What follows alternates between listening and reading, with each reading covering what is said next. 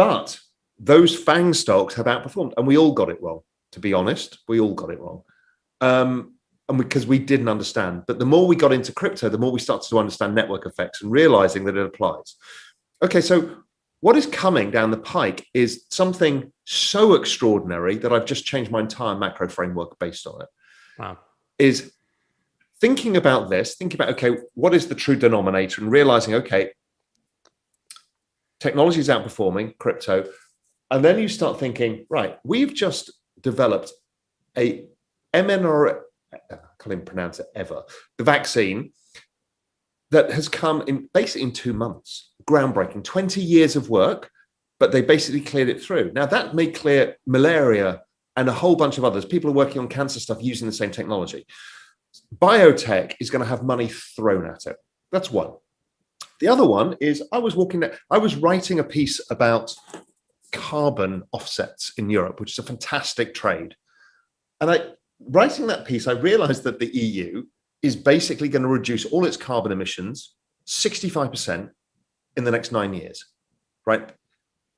And it's going to drive a massive green revolution. And it's happening everywhere. It's not just the EU. And before it used to be, oh, it's 20 years ahead. It's now happening. Every car outside my window here in the Cayman Islands, in 10 years' time, it's going to be obsolete. Sure.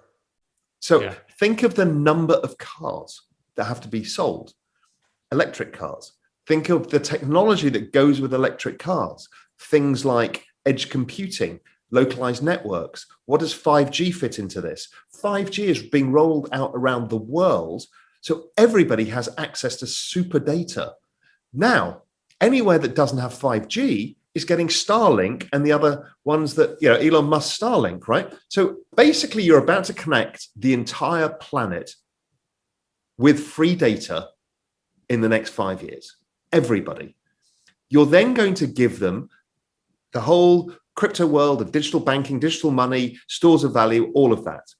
You're going to then be able to distribute computing power across massive networks, distributed computing like we do with cloud.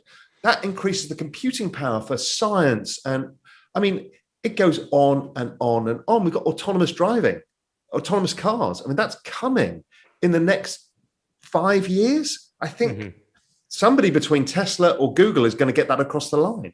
Sure, it'll be for Amazon delivery vehicles first or whatever. So we've got a ton of these technologies, and I've only listed some of them that are all coming out in the next 5 years. None of these are ideas now. They're all products. They're all happening. The Internet of Things, all of this is happening. So we're going to go probably through the largest change in human history of technology in the shortest period of time. And everything has network effects. None of these are new products. These are new ways of how we create productivity. We've also got the metaverse, the digital world. I think the metaverse itself can double the size of global GDP because it's like discovering the Americas again. It's a whole new world where you can earn money, own real estate, do investing, create businesses, live essentially. Okay, so you've doubled the size of the world.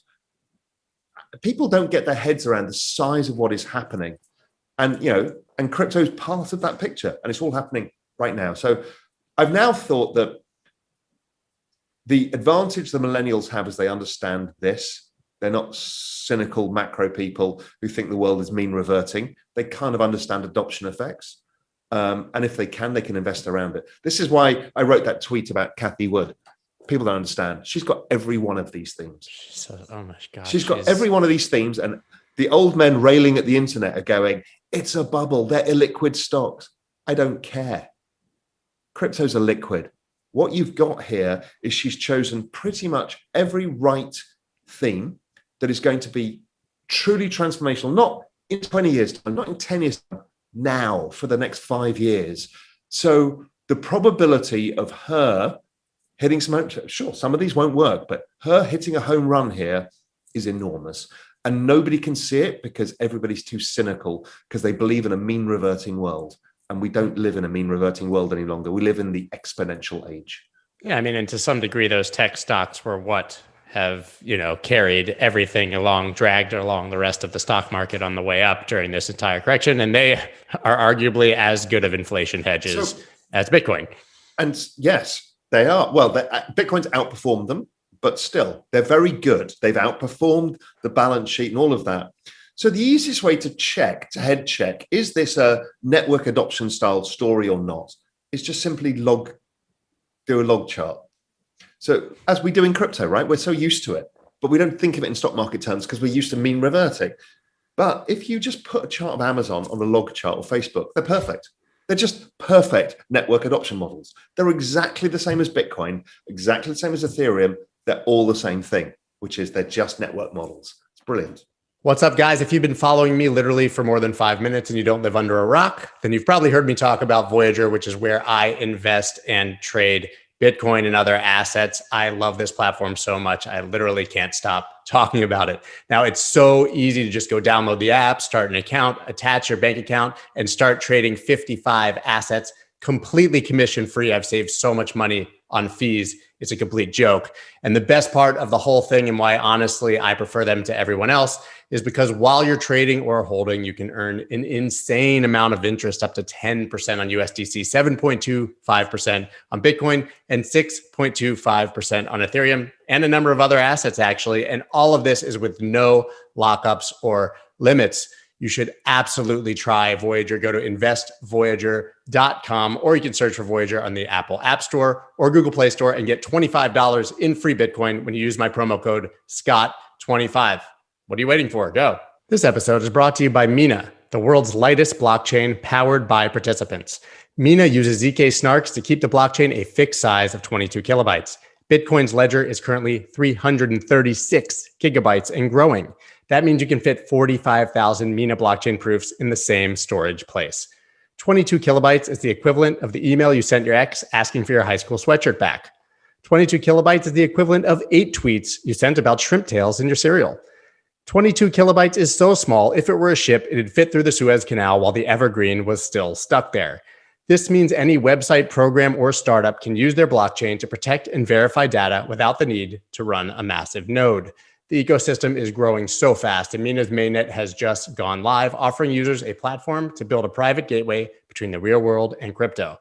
And a reminder that Mina's public token sale, only available to non-US persons, will take place on April 13th with their official partner, CoinList. Go to minaprotocol.com/wolf to find out more. DeFi is where all the excitement is, but participating in it can be a nightmare. Not anymore with Matcha. Matcha makes it ridiculously easy to create a wallet, onboard new users, execute trades, and source liquidity. The best part is that it's cheaper than Uniswap and delivers the best prices on the market by aggregating all the available liquidity and routing to the best source. My favorite part of Matcha is that it offers high-level trading features like limit orders, liquidity depth visualization, gas efficiency, and more. Sign up for Matcha now at matcha.xyz/wolf. That's matcha.xyz/WOLF, and join the tens of thousands of traders who are already a part of the movement. It's funny you talk about the cars outside your window. I have a 6-year-old daughter, and I'm a huge Tesla fan. And she asked me the other day, she's like, well, when am I going to learn to drive, Dad? And I said, never. You're not going to drive. Your driver's license is 10 years away. Everybody will be in, just like you said. I mean, every car will be driving itself. She'll probably never drive a car. Yeah. Right? Yeah. I mean, the notion seems absurd, but I think that'll be the case even for 10-year-olds. And she may never work in the physical world. She may work in a virtual, she may never attend a physical university. I mean, this is the magnitude of what is happening here. These are not kind of science fiction stories. I mean, there was an amazing story of, during lockdown, one of these school teachers or university lecturers, I'm not sure what it was, decided to hold his lectures in one of the metaverses and got the kids to go to attend there. And he found that it was very natural for them to do it. So, and then they were interacting with each other because they could see each other's avatars, and there's Joey there, and there's, Tina over there. They all chat to each other. And I'm like, okay, yeah, I mean, everything has changed. Yeah, which is why, even though NFTs, it could be argued to be in a bubble as far as price and the art side and some of the use cases, when you really dig into what the future is, I don't see how the NFT space does not continue to grow and absolutely explode. And not because of the art, but because you consider it as the currency of these metaverses that you talk about, because you eliminate the middleman and there's no toll collector in the middle of these direct transactions with NFTs.